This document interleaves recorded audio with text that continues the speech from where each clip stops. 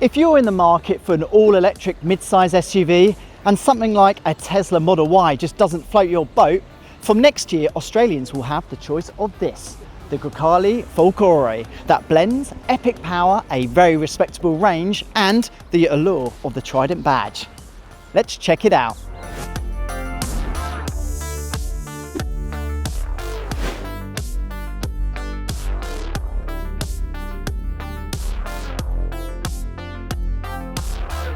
So the Grecale Folgore is based on the Maserati mid-size SUV that was launched in 2022, and you can tell it's the Folgore, you can tell it's the electric version by this concave grille here, because of course EVs don't need that much cooling.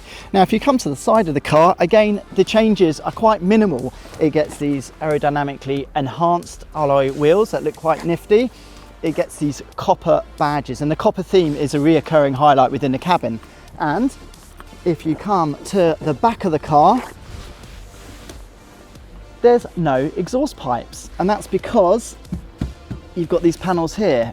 Now underneath those, controversially, are some loudspeakers because, yep, you guessed it, it makes noise when you're on the move, which I think is a little bit embarrassing, but we'll have to check that out.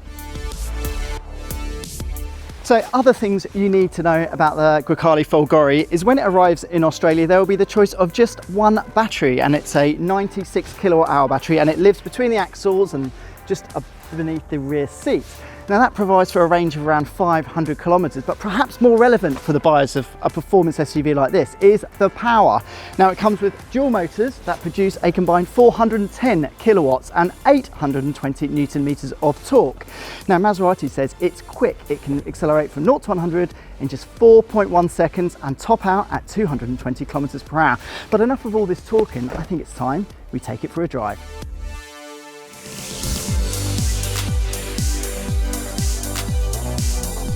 First impressions of the Grecale Folgore, well, they're pretty favourable. We do like it in this cabin. Like the regular combustion powered car, it has twin 12.3 inch screens, and it has this 8.8 inch comfort screen below that you operate the climate control.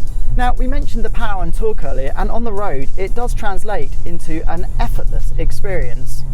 Earlier we mentioned that the Maserati Grecale Folgore can do 0 to 100 kilometers per hour in 4.1 seconds, and few would complain about that level of acceleration, especially on roads like this. But its chief rival, the Porsche Macan Turbo, well, that is significantly quicker. That car can take just 3.3 seconds to do the same 0 to 100 kilometers per hour sprint. There's more bad news to the Grecale when it comes to charging. This car can only be charged up to a rate of 150 kilowatts.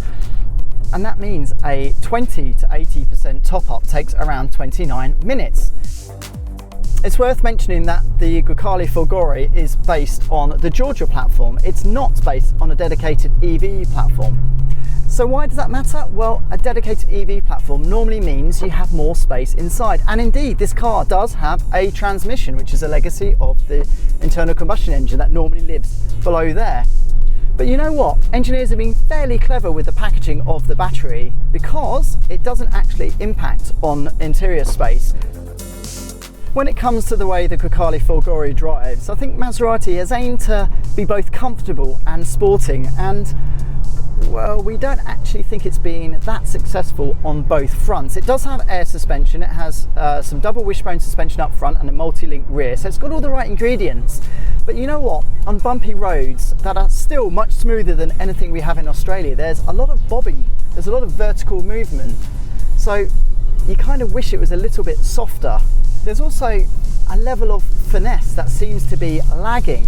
When you breathe on the throttle, the responses are quite sharp. There's quite a lot of thrust available, which sounds great, except it can make smooth driving quite difficult. On bumpy roads like this, we've actually found that probably the most ideal setting is to dial up to sport, but then back off the dampers, because otherwise this car does have a propensity to fight with the road surface, which isn't that fun.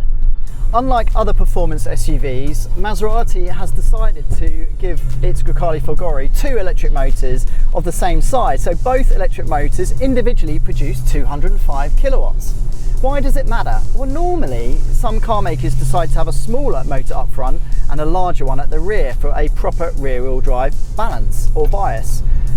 But the thing is, with this car on slower corners, you actually get a bit of torque steer. I'm trying to do it right now. There you go. But it's no deal breaker. It's easily much quicker than the Grecale Trofeo.